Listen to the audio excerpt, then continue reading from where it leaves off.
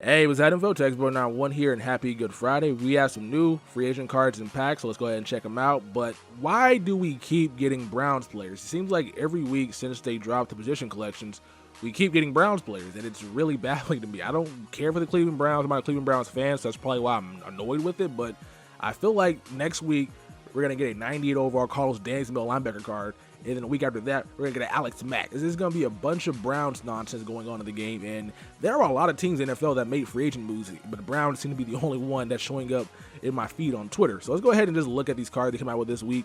We have a Linval Joseph, who is not a bad D tackle for the Minnesota Vikings. We got Eric Decker, Devin Hester, who's built upon his 94, I believe, all 25 card, which doesn't make any sense because that's kind of a throwback. I get to that in a second. Donte Whitner and Justin Tuck. So I don't understand what Devin Hester, because I know they can improve cards, but Devin Hester with his Madden 25 all-team card, I believe, is when he was good. Like, not when he was good, but when he was like in his prime, when he was returning all those kicks. So it's kind of essentially a flashback card. So them giving Devin Hester that 95 overall card, who is better than his 94 overall card, I don't understand what they're doing. And they hit me with the excuse that they can't improve Michael Vick or they can't improve Julius Peppers, but they really could improve them if they would just build upon the card they had before they got a new card. Like Peppers, if they want to get 97 outside linebacker Peppers for the Packers, they could do that. Same thing with Michael Vick. They wanted to make a Michael Vick based off his silver card. They can make you a 85 overall Michael Vick with 88 speed, because he's kind of slowed down in his old age, with like bad accuracy and good throw power and pretty low injury and bad carry. They could do all that stuff they wanted to, but they keep trying to improve off the newest cards. They don't have to do that. And Devin Hester getting 95 overall card this week is kind of baffling to me. It doesn't make any sense whatsoever to me at all. So I don't know how you guys feel about that. Leave it in the comment section below. But anyway, let's take a look at these cards real quick and see how good they are. So first card today is Linval Joseph, 91 defensive tackle, going for 7,000 coins. The price of one pro pack, a great budget D tackle. Check it out real quick. 71 speed, 77 awareness, 95 strength, 95 block shed, 94 power move. Pretty nice card. He looks a lot better than Star Lutele. Let me check him out real quick, see how they stack up. Because Star Lutele was actually one of the league's better D tackles in the league last year. They got no love because of Luke Kuechly taking all the shine from him. But let's check it out real quick. Yeah, he's better. He's a better pickup, considering that I think Lutele's price never dropped below like 10,000. I think Star was going for right around 10,000 or 50,000 for the entire time it was in the game, while Linval Joseph is already at 7,000 coins. So I'm really liking what I'm seeing so far. If I really needed a new D tackle on my team that was really good at stopping the run and maybe stopping the pass, Linval Joseph might be the guy for me. And if you're a Vikings fan, you got a nice interior line crew right there. You got Linval Joseph, you got Kevin Williams, now you got John Randall. That's a nice D tackle core I would like to have on my team right now. So I like this guy's card. If you guys are running a budget team, you need a nice D tackle to stop the run, pick him up.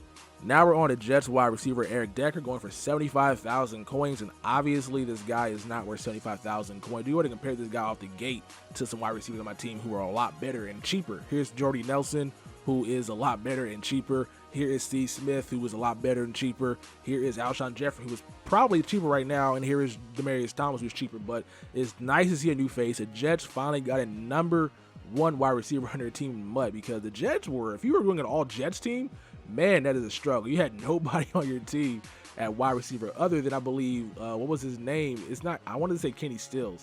It is the Jeremy Curley. Yeah, Jeremy Curley, number one wide receiver. That is not a good look. So it's nice to see these guys get a 95 wide receiver with an elite card. And I'm hoping next week we get a Chris Johnson. I highly doubt it, because I think Chris Johnson is getting a Combine Warrior. So I don't know what's going to happen with that. We'll find out next week or the week after that. So stay tuned for that. But Eric Decker, not worth 75,000 coins. Pretty much worth right around 25 to 30,000 coins, if that. Now we're on Atlanta Falcons wide receiver Devin Hester, going for 58,000 coins. And again, I don't know why they couldn't just improve off his silver card. I went ahead and checked this Bears wide receiver card, and it's going for 18,000 coins, a lot cheaper, and that is from 2007. So imagine this guy getting a crazy rating boost from a 94 in 07 to a 95 in 2014. It doesn't make any sense to me at all. Like, it would have been better if they gave this guy an 85 overall card with the same speed and the same receiving stat, because this guy is not that great. And obviously, if you guys buy this card, you either are a Falcons fan or you like wasting coin, because you can just go ahead and do the 94 Devin Hester collection, who pretty much looks identical to the 95 Devin Hester. I think he has the same speed, same agility. Maybe has some catching stats here and there that are not as high, but it really isn't worth getting this guy's card. I think they did him a disservice by giving him a card in the first place, considering that they made the argument that they couldn't improve upon the Michael Vick or the Peppers, instead of just downgrading those two cards and going based off their card they had originally before they got the new one. It's just my opinion. I don't know if a lot of guys agree with me on that or not, but that's just how I see things differently than what they see it as. But like I said, if you guys buy this guy's card, I don't know what is wrong with you. Like I don't want to say that. That sounds rude.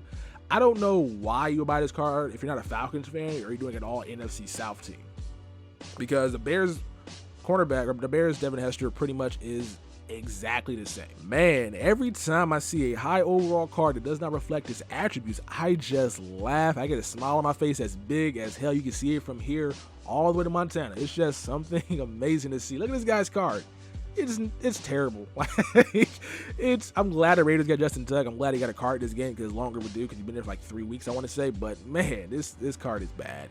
86 speed, 85 awareness, 65 power move, 96 finesse move, 88 block shed, 90 strength, 87 pursuit. And I'm saying it's bad right now because of the price right now. Obviously, the price is 150. The price is super high, and the price will come down sometime soon. So obviously, that's factored to my decision-making process right now. But it's like, really though, like even the injury on this guy's car is at 85. He has 81 stamina. He's not a every down lineman. It's just like this dude looks really, really similar to his fantasy card. That's very funny to me. Let's go ahead and compare this guy to, what's his name, Chris Long on my team, who's pretty close to him as well. And the difference is right now, Chris Long is like 20,000 coins. So the bang for your buck, you want a D tackle that, or a defensive end that's not the greatest, that doesn't reflect his overall. Chris Long is a guy for you. At least you're gonna spend a lot less coins doing so on that. But it's just like we need to stand up and say, stop giving us cards with high overalls that don't make any sense at all. Like Justin Tuck, man, they did you a disservice in this game.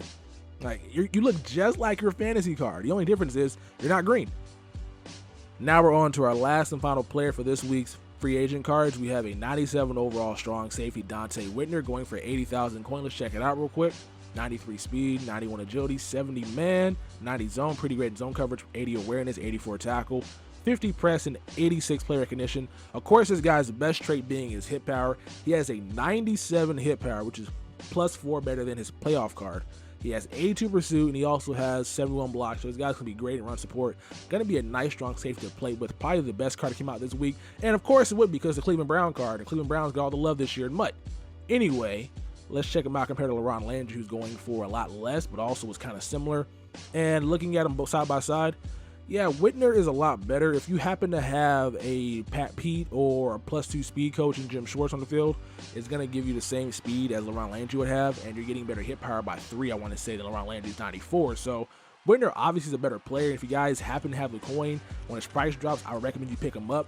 The only thing that sucks about Whitner is that he is not that drastically different than his playoff card. Of course, hit power is up by 4, but other than that, everything else is pretty much similar. So if you guys are running a budget team, the playoff Whitner is for you.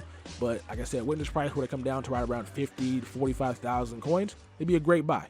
And that'll pretty much wrap things up. I hope you guys enjoyed Texas Boy 91 card review. If you guys enjoyed the video, please thumbs it up. I'm the Texas Boy. I am out of this mother bleeper.